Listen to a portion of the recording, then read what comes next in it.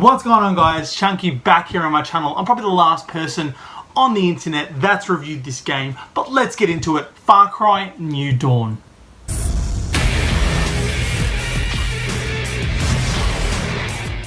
Now, first things first, did you play Far Cry 5? If yes, good, it's more of the same. If not, hey, this might be the time to get into Far Cry. So, just a brief plot. Far Cry New Dawn takes place 17 years after the events of Far Cry 5. Spoiler alert, there's a lot of nukes thrown at the end of Far Cry 5, and the town of Hope County basically becomes destroyed. Picking up 17 years after the end of Far Cry 5, you take on villains Lou and Mickey, two sadistic, evil twins that basically want to take over all the shit you have and aren't apologizing for any of it.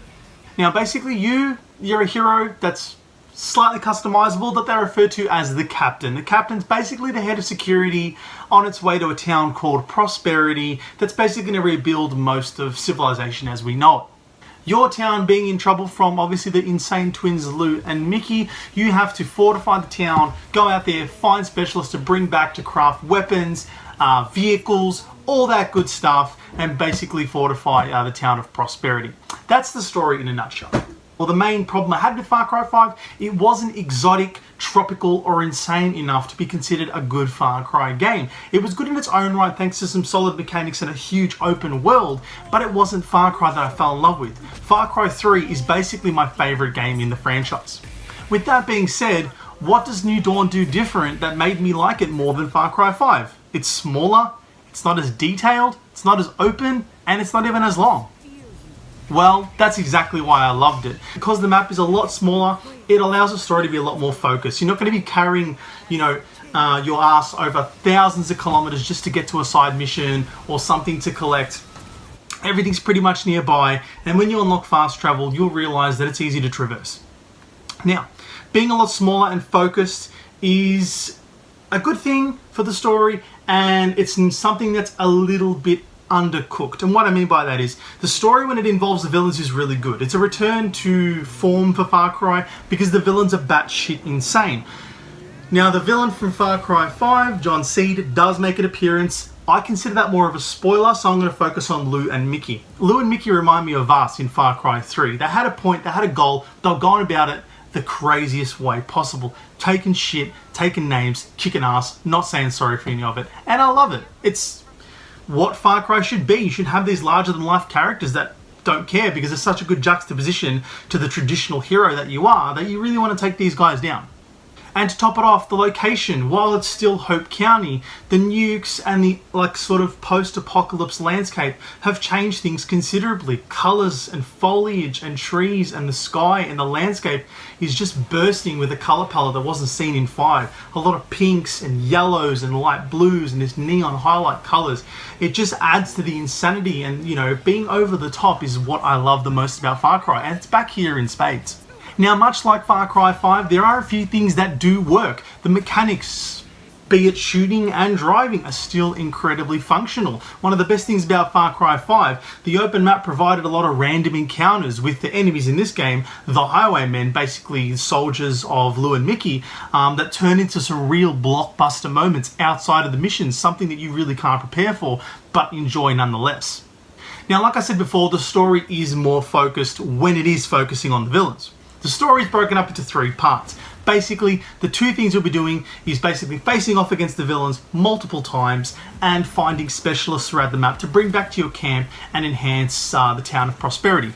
The town of Prosperity allows you to upgrade weapons, vehicles, be it cars, bikes, helicopters, and basically med kits, anything that you can use to help you take on the twins. Expeditions are also available in the town of Prosperity, and a little side note, expeditions are like side missions which get you XP, currency, all that stuff by sending you to an exotic location like Alcatraz, even outer space, to basically retrieve a package and get the hell out of there. These missions were really fun and sort of reminded me of the casual fun Far Cry used to have and still does in that respect. Which I didn't really play much of until later on in the story when I realized that's what they were and that's what they were there for. So I think that the expeditions are a really good addition to the insanity and the overall lighthearted nature that Far Cry New Dawn takes, as opposed to 5. Once again, it encourages you to go out there and take things for yourself, but there are a lot of weapons to craft, to find. There's a lot of outposts, once again, to take over, to gain ethanol. Ethanol is a currency that basically allows you to upgrade parts of your town. And overall, guys, it's very similar in terms of structure to Far Cry 5. You'll find that while you've got those story-based missions, like I said, you also got to go out and find specialists. Specialists are just characters of note that I said are going to help you. But I don't like that. I think it's too derivative. It's not soaked in any important storytelling. It doesn't really make for blockbuster moments. Yeah, I don't know. I found that slightly underwhelming, but to juxtapose those boring missions, the story missions that involve your character facing off against Lou and Mickey and later on going back to John Seed are really, really good, because when the story gets on that path, it doesn't stop. It's such a thrill ride, and it's sort of really inventive in the way it tells this story. As simple as it may be, that I just wanted to see more. So when it took me out of that portion of the story and said, okay, you've had enough fun, go find some more specialists, the story is becomes a lot more disjointed, especially later on in the game after you've had a really memorable encounter with a villain, which I won't spoil. So overall, guys, Far Cry New Dawn is a return to form, in my opinion, because of the smaller map, because of the more focused story. When it works, I enjoyed it a lot more than Far Cry 5. I found myself plummeting towards the end and not wanting to stop. Outposts are fun, random encounters are fun, ton of variety in terms of weapons, vehicles, expeditions.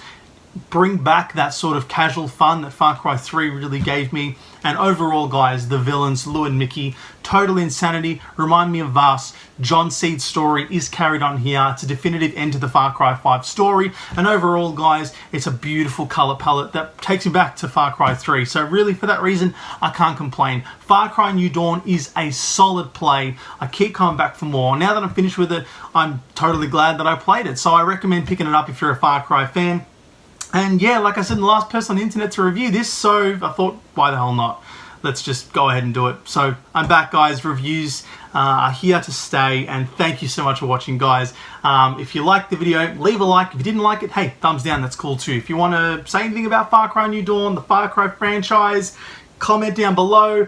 And obviously, always subscribe. You're doing me a huge favor. Thank you so much for the support. And if you want to stay updated with all my videos, click that little bell button down there to stay notified with my latest updates. And that's it from me, guys. Thanks for stopping by my world. I'll see you soon. Take care.